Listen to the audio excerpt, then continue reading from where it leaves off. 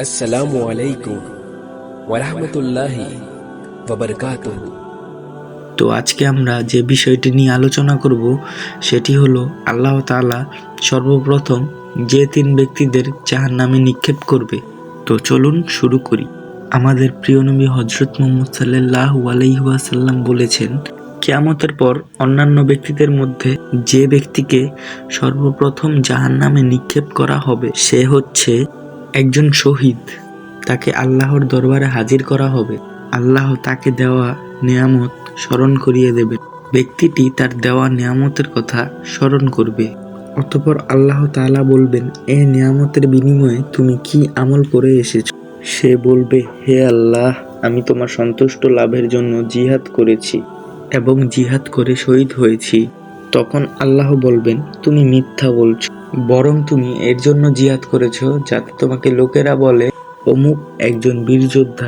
অর্থাৎ যারা দেখানোর জন্য শহীদ হয়েছে, আল্লাহ তাআলা তাদের উদ্দেশ্য করে ফেরেশতাদের বলবেন, ওদেরকে জাহান্নামে নিক্ষেপ করো।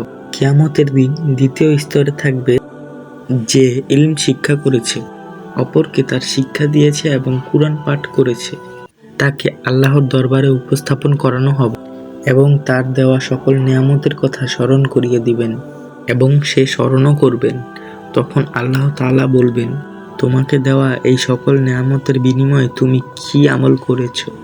তখন সে বলবে, হে আল্লাহ, আমি ইলম শিখেছি এবং অন্যকে শিখিয়েছি শুধুমাত্র তোমার সন্তুষ্টি লাভের জন্য। তখন আল্লাহ বলবেন, তুমি ইলম শিখেছো যাতে লোকেরা তোমাকে আলেম বলে এবং তুমি কুরআন শিখেছো যাতে তোমাকে লোকেরা কারি বলে। অতঃপর তাকে উপর করে টেনে নিয়ে জাহান্নামে নিক্ষেপ করা হবে।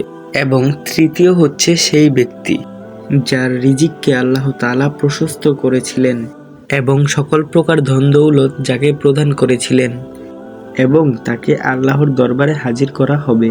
আল্লাহ তাকে দেওয়া সমস্ত নিয়ামতের কথা স্মরণ করিয়ে দেবেন এবং সেও স্মরণ করবেন। অতঃপর আল্লাহ তাআলা বলবেন, এই নিয়ামতের বিনিময়ে তুমি কি আমল করে এসেছো? সে উত্তরে বলবে, তুমি যেসব খাতে দান করলে খুশি হও এবং তোমার সন্তুষ্ট লাভের জন্যই আমি দান করেছি। ফলে উত্তরে আল্লাহ তাআলা জবাব দিবেন, তুমি মিথ্যা বলছো, বরং তুমি এর জন্য দান করেছো যাতে তোমাকে লোকেরা দানবীর বলে। অতঃপর ফেরেশতাদের হুকুম করা হবে এবং তাকে উপর করে টেনে নিয়ে গিয়ে জাহান্নামে নিক্ষেপ করা হবে। আশা করছি আমার ভাই বোনেরা কথাগুলো বুঝতে পেরেছেন। আল্লাহ সবাইকে বোঝার তৌফিক দান করুক, আমিন।